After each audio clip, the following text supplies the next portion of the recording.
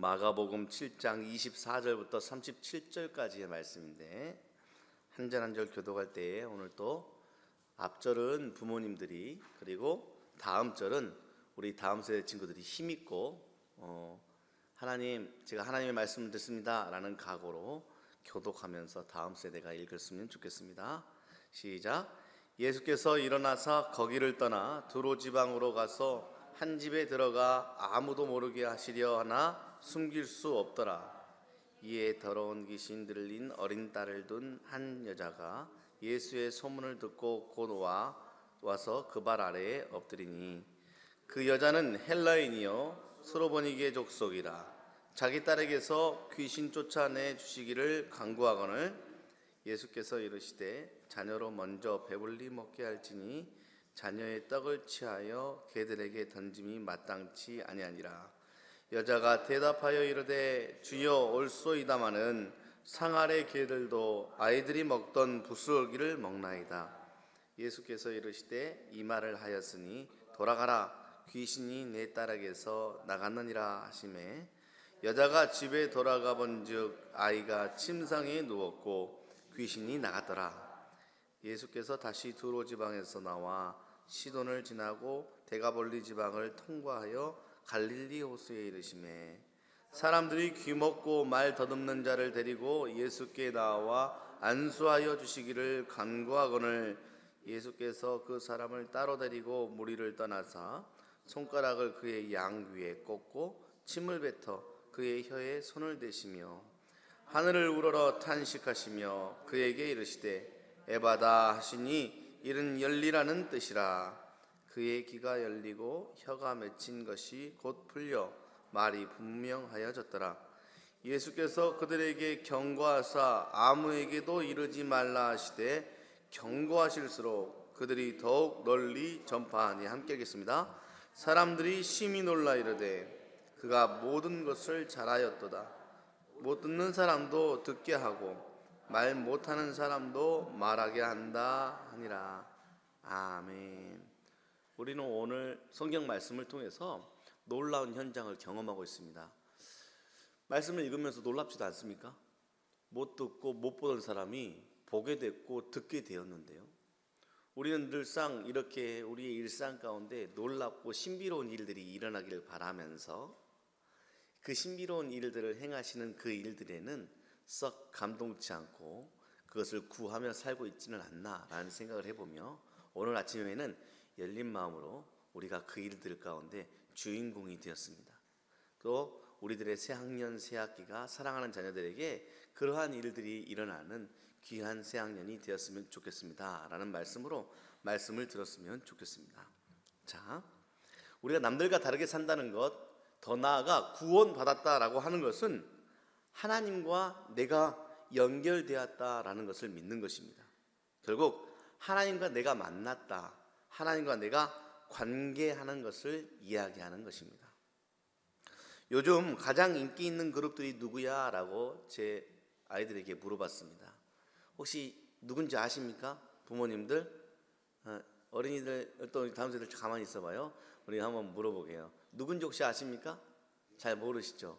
저는 서태지와 아이들 세대를 지냈지만 누군지 모르고 그래서 찾아봤습니다. 보니까 두 그룹인데 뉴진스라는 그룹과 우리 남성 그룹은 또 세븐틴이라는 그룹은 참 좋아하는 그룹입니다 라고 이야기를 해서 한번 가지고 나와봤습니다.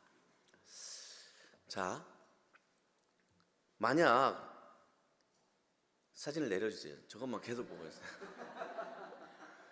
만약 이 그룹이 오늘 이 자리에 와 있다면, 벌써부터 막 좋아해. 이 자리에 막 와 있다면 어떨 것 같아요? 어? 그래서 막 이 친구들이 와서 사인만 해주고 훅 떠나는 게 아니라 이 친구들이 같이 예배도 드리고 막 찬양도 막 같이 하고, 예배 끝나고 막 기도도 같이 하고, 그리고 옆에 가서 막 같이 아침도 먹으면서 막 서로 이야기를 나누고, 내가 그 사람 옆에 막 앉아있고 그 사람이 나에 대해서 막 물어봐주고, 뉴진스가 막 나한테 어깨 동무하면서 잘 지냈어? 오늘 뭐 할 거야? 막 이러면서 세븐틴이 와가지고 나랑 막 악수도 하고, 우리 오늘 차 한잔 할까? 아니, 이상한데? 아무튼 이렇게 하면서 나와 관계하길 원하거나 나와 만남이 맺어지기 시작한다면 얼마나 행복할까? 라는 상상을 한번 해보게 됩니다. 목사님이 그 교구 사역, 장년들 사역하면서 그 한때 힘들었던 시절에 큰 위로를 얻었던 한 사람이 있었습니다. 많은 사람들이 그 사람을 통해서 위로를 얻었대요. 누군가 했더니 예수님이 아니더군요. 임영웅 씨였어요. 임영웅 씨에서 난 노래를 들으면서 위로를 얻었다. 진짜 다르다. 진짜 무언가 있다 하면서 노래를 들으면서 위로와 평안을 얻었다는 이야기를 들었어요. 그러면서 막 그런 권사님들이 팬이 돼가지고 그 누군가를 좋아하는 모습을 오래간만에 보게 됐어요. 임영웅 씨가 여기 와 있다면, 임영웅 씨가 나에게 괜찮아요? 잘 지냈어요? 물어본다면 아마 더 큰 위로가 되지 않을까요? 여러분, 근데 하나님 만나기 원하십니까? 하나님이 뉴진스, 세븐틴, 임영웅보다 못합니까? 갑자기 너무 엄숙해지는데. 놀랍게도 우리가 너무 익숙한 듯하고 잘 눈에 보이고 잡히지 않아 갈망하지 않음에도 불구하고 성경은 계속해서 우리에게 하나님이 끊임없이 우리를 만나기를 원하신다. 하나님이 뉴진스, 세븐틴, 임영웅보다 우리를 더 사랑하시고 더 가슴 두근거림으로 우리를 만나기를 원하신다라고 우리에게 이야기해 주고 계십니다. 우리들에게 있어서 삶을 살아가는데 참 많은 것이 중요하지만 정말로 중요한 게 있는데 그것이 바로 누구와 만나느냐는 정말 중요합니다. 그리고 내가 만나는 사람과 나는 어떻게 관계하고 있느냐는 내 인생을 좌우합니다. 만나는 사람마다 이상하게 문제가 생기고 틀어져. 그렇다면 대부분 그분들이 만나는 사람을 탓하지만 본인의 모습을 돌아볼 필요가 있습니다. 오늘은 그 이야기를 해보려고 합니다. 혹시 이 사람 누군지 아십니까? 누군 것 같아요? 이 사람 간디예요. 우리가 흔히 간디라는 사람의 사진을 보면 이미 머리가 다 없어진 이후에 없어진 이후에 무언가 근엄한 모습을, 인도자가 된 이후의 모습을 많이 보아왔을 텐데, 이 당시 사진은 아마 간디가 영국으로 유학을 떠난 이후의 사진이지 않을까라는 생각을 한번 해봐서 그 사진을 한번 가져와 본 겁니다. 인도가 가장 자랑하는 사람 간디 아니겠습니까? 그리고 간디를 모르는 사람 없을 것이고 우리나라에 간디 학교도 세워져 있습니다. 그토록 유명한 간디가 영국으로 젊었을 때 유학을 떠나서 공부했던 사람이에요. 영국에서 유학생활하면서 간디가 인도가 아닌 영국에서 서구 문물과 생활들을 많이 배웠어요. 그는 가만히 서양인들의 삶을 살펴보면서 놀라운 사실을 깨달았습니다. 영국 사람들과 그 서양 사람들은 윤리의 기준, 삶의 기준을 성경책에서 찾고 있구나라는 사실을 알게 됐어요. 그래서 너무 궁금해지기 시작한 간디가 성경책을 구해서 성경책을 읽기 시작했습니다. 그냥 읽은 게 아니라 정독했다고 해요. 와, 특히 간디가 성경책 가운데 산상수훈에 대해서 깊이 감명을 받고 이제 나도 교회에 나가봐야겠다라고 마음먹고 교회에 나가서 교회의 문을 두드리기 시작했습니다. 그런데 그 당시 상황이 어떤 상황이었냐면 간디의 고국인 인도는 영국의 식민지였어요. 그러니까 영국 사람들이 인도 사람들을 어떻게 보냐면 유색 인종을 포함한 인도 사람들을 미개한 이류 국민이다라고 인지하기 시작하는 거예요. 그런 편견에 사로잡혀 있었어요. 그러자 인도 사람인 간디가 은혜 받아 교회의 문을 두드리자 교회의 문을 열어주는 교회가 거의 없었다는 거예요. 교회당에 들어가지 못한, 그리고 거절당한 간디가 이렇게 이야기했다고 합니다. 나는 그리스도는 존경하지만 그리스도인은 경멸한다 라는 말을 하고 결국 교회를 떠나버리고 말았습니다.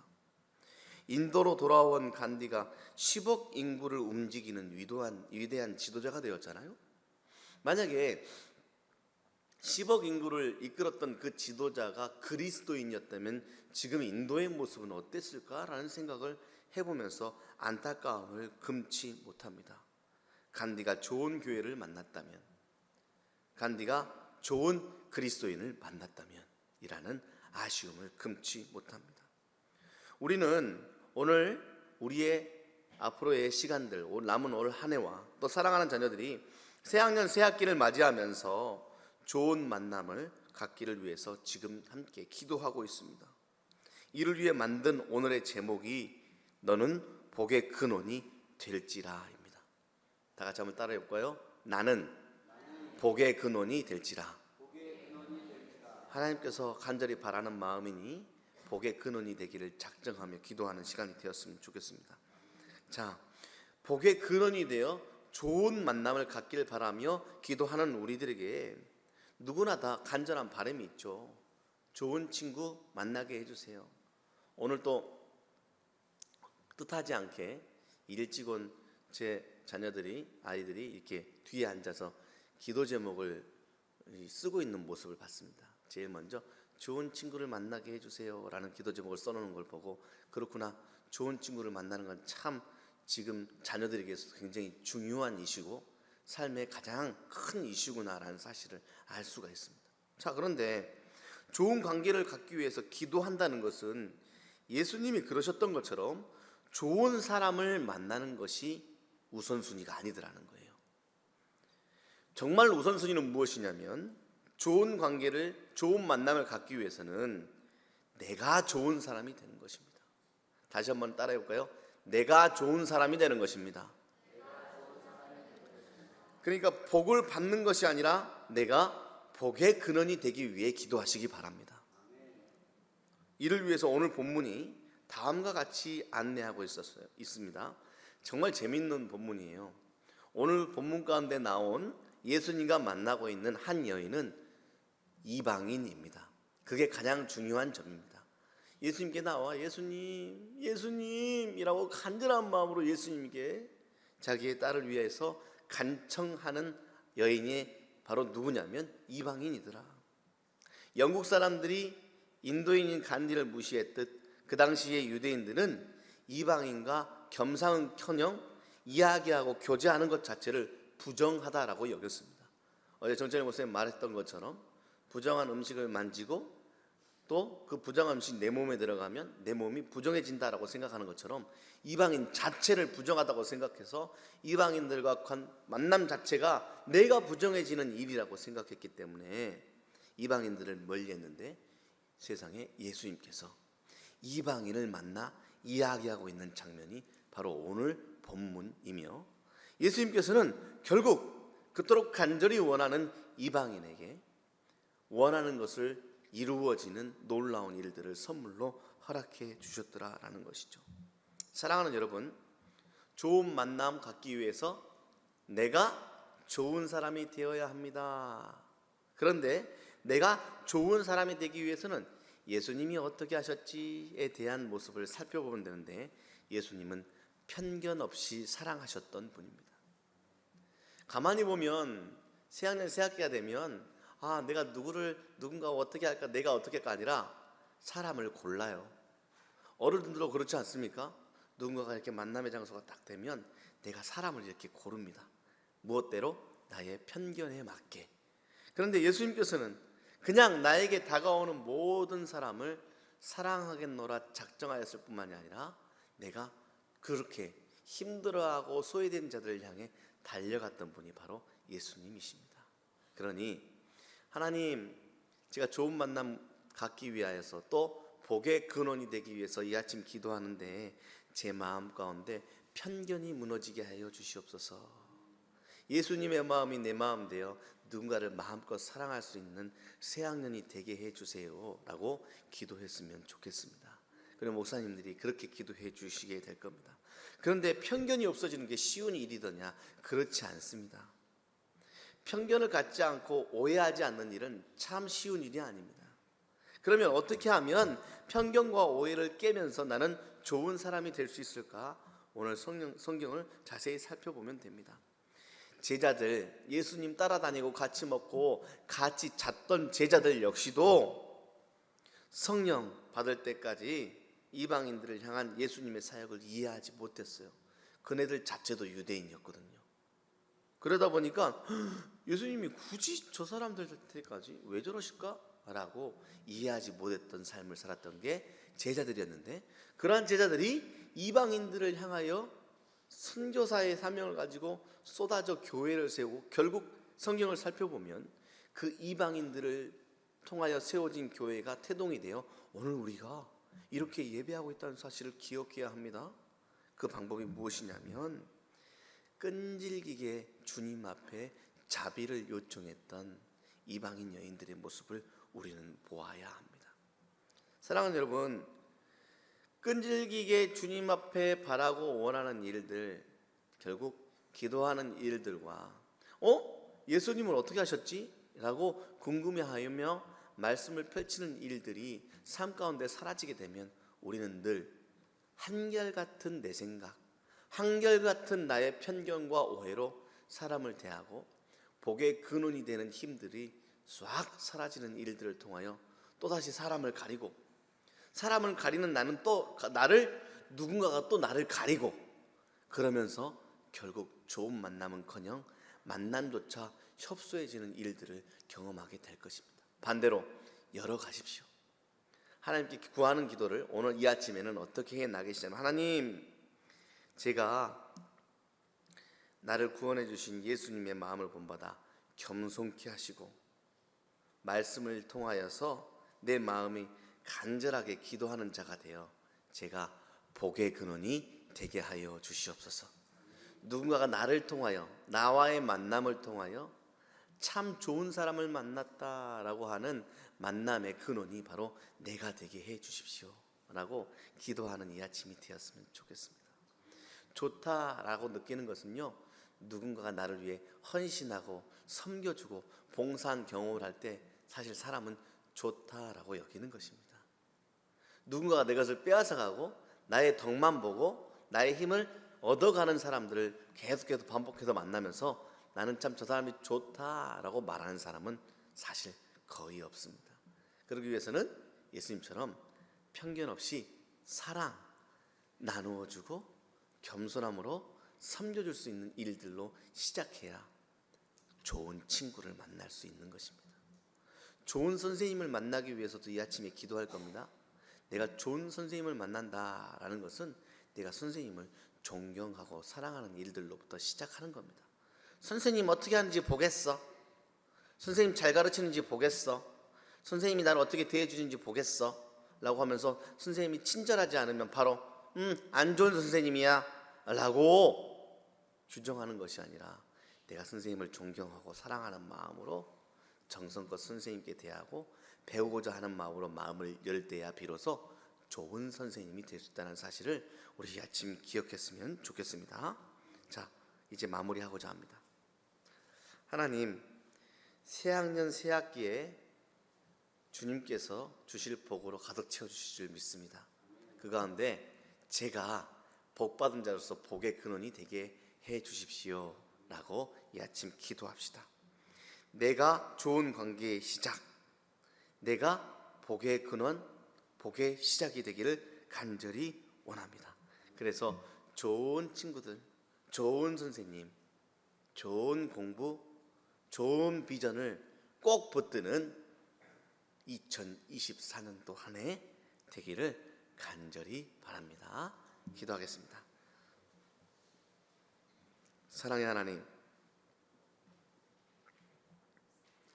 복을 달라고만 기도했지 내가 복의 근원이 되게 해달라고 기도하지 못했던 죄를 용서하여 주시옵소서.